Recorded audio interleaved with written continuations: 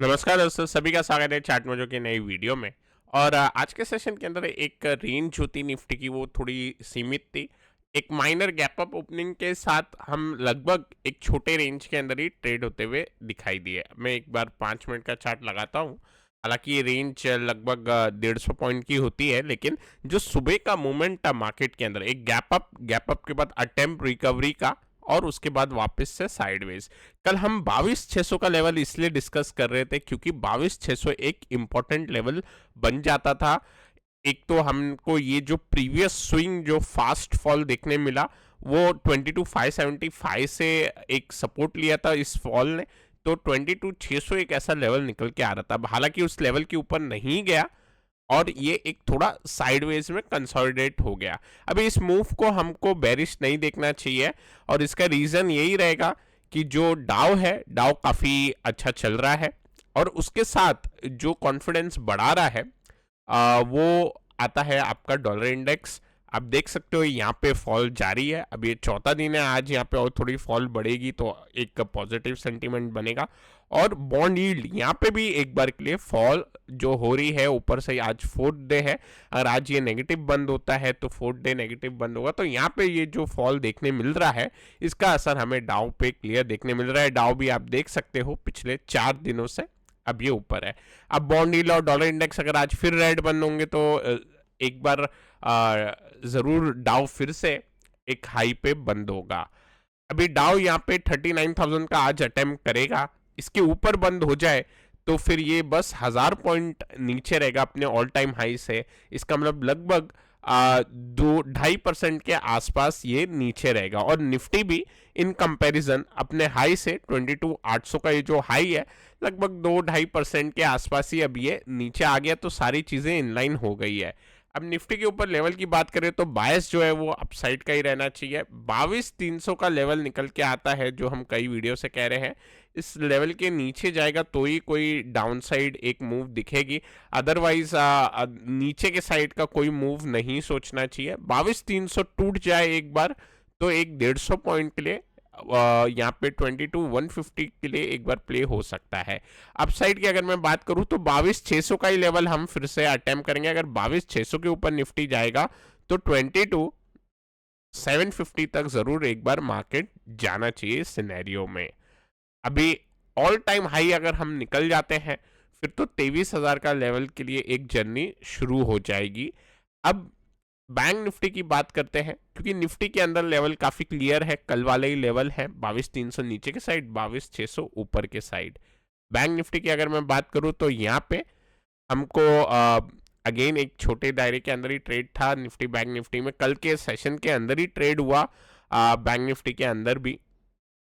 Overall bank Nifty थोड़ा और sideways रह सकता है। आज जैसे मैंने एक आईटी का स्टॉक निकाला है, आईटी लीडर, तो उसके बारे में चर्चा करेंगे। यहाँ पे बैंक निफ्टी भी थोड़ा साइडवेज रह सकता है, लेकिन स्ट्रेंथ अभी भी हमें पता है कि बैंक निफ्टी ने एक ब्रेकआउट का अटेम्प्ट किया है और अपने प्रीवियस स्विंग्स हाई के आसपास ही घूम रहा है, तो मजबूती यहाँ पे भी बनी हुई है। अब आज के दिन एक सर्कुलर आया था आरबीआई की तरफ से, जिससे लेंडिंग कॉस्ट पे इम्पैक्ट थोड़ा आने की संभावना है। और साथ ही साथ जो प्रोविजन करते हैं वो तो आप उसको न्यूज़ में देख सकते हैं, सच उसके बारे में ज़्यादा डिस्कस नहीं करेंगे।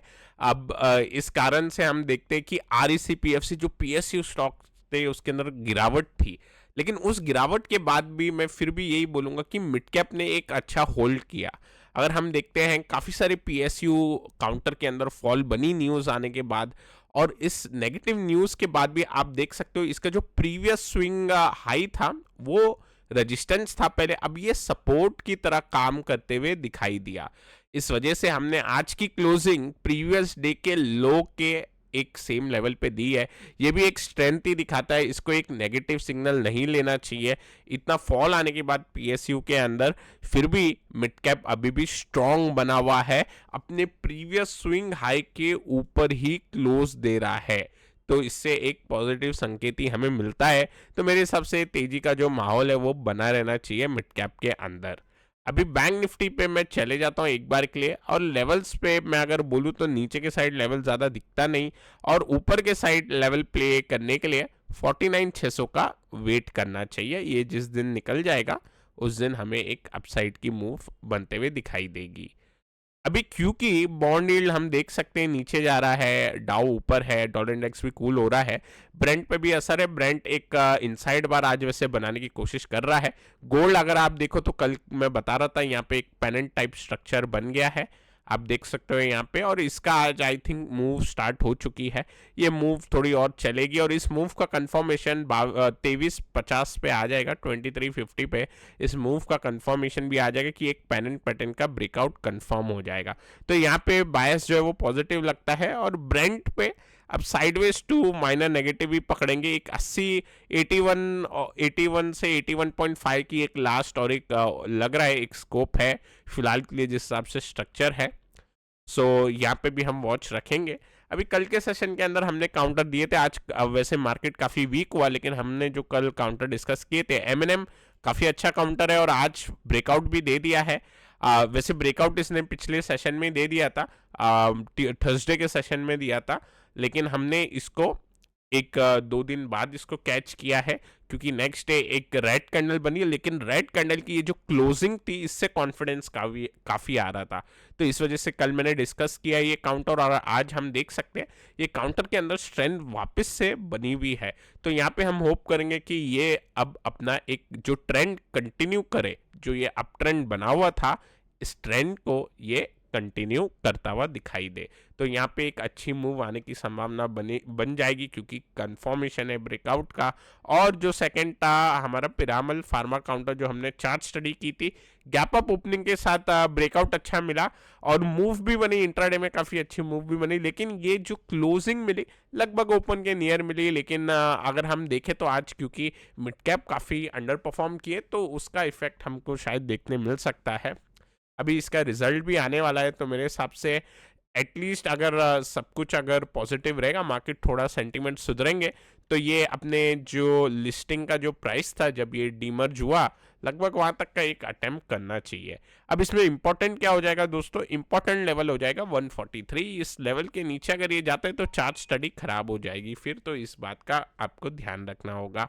अब बात करते हैं एक काउंटर की जो कल के लिए मेरे को लग रहा है एक आईटी में का काउंटर है और ये है TCS, large cap counter IT TCS.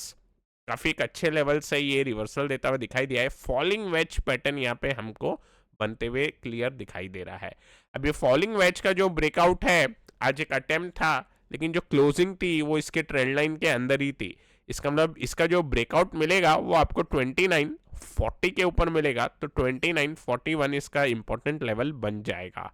अब इसको प्ले करने के लिए क्योंकि अभी विक्स भी थोड़ा हाई हो रहा है, अगर मैं यहाँ पे बात करूँ इंडिया विक्स की, यहाँ पे एक बार लगा देता हूँ, तो इंडिया विक्स जो है लगभग 11-12 पे चलता था, अभी ये 16.6 अपने प्रीवियस जो स्विंग हाई है, जो एक मेजर स्विंग हाई है, उसको एक चैलेंज कर रहा है। और जिस हिसाब से यहाँ पे हम देख रहे हैं कि विक्स बड़ा है वन वे, उस हिसाब से वॉलेटिलिटी बन सकती है मार्केट के अंदर। सो जो टीसीएस का काउंटर रहेगा, और मैंने ये क्यों दिखाया आपको, क्योंकि जो टीसीएस का काउंटर रहेगा मेरे हिसाब से इसके अंदर स्प्रेड के थ्रू जाना चाहिए। तो आप एटीएम के अंदर वर्क कर सकते हैं, एटीएम, और जो अगला लेवल होगा वो ये गैप फिल का 1:2 करना चाहे तो, या 1:1 के अंदर ये जो प्रीवियस स्विंग हाई है वो एक बार के लिए देख सकते हैं। तो यहाँ पे एक स्प्रेड के लिए पॉसिबिलिटी अच्छी है। डायरेक्ट भी एक बार देख सकते हैं। वैसे फॉलिंग वेज पैटर्न काफ़ी एक अच्छा बना हुआ है चार्ट पे। सो टीसीएस का टेक्निकल तो हमें क्लियरली दिखाई दे रहा है कि एक फॉलिंग वेज पैटर्न है, लेकिन इसके साथ ही साथ अगर मैं नास्डेक का चार्ट देखूँ, तो नास्डेक का चार्ट एक बार देखते हैं, नास्डेक कंपोजिट, और यहाँ पे अगर हम देखते हैं तो नास्डेक कंपोजिट भी एक बार के लिए अपना हाई लेवल क्लियर करने का अटेम्प्ट कर सकता है। अब डाउ और नास्डेक की मैं बात करूं तो नास्डेक ज़्यादा तेज लग रहा है डाउ के सामने, और बॉन्ड यील्ड जिस हिसाब से गिरते हुए दिखाई दे रही है उस हिसाब से नास्डेक को भी एक फ़ायदा मिल सकता है यहाँ पे। अब अगर ये ब्रेकआउट हो जाता है तो मेरे हिसाब से फिर आईटी सेक्टर भी एक बार के लिए परफॉर्म करना स्टार्ट कर देगा। अगर आप देखेंगे ये पूरे 1.5-2 महीने में आईटी सेक्टर लेगाड़ रहा है, यहाँ पे एक ब्रेकआउट मिल जाए तो इससे शुरुआत तो हो ही जाएगी। और इस वजह से टीसीएस का काउंटर काफ़ी अच्छा लगता है, और स्प्रेड इसलिए क्योंकि यहाँ पे विक्स काफ़ी हाई हो रहा है, और इससे बचने के लिए आप एक बार टीसीएस का स्प्रेड देख सकते हैं। तो दोस्तों मैं आशा करता हूँ आपको ये वीडियो पसंद आया होगा, पसंद आया तो लाइक करें, नए हैं हमारे चैनल पे तो सब्सक्राइब करना ना भूलें। Till then take care, I will meet you in the next video.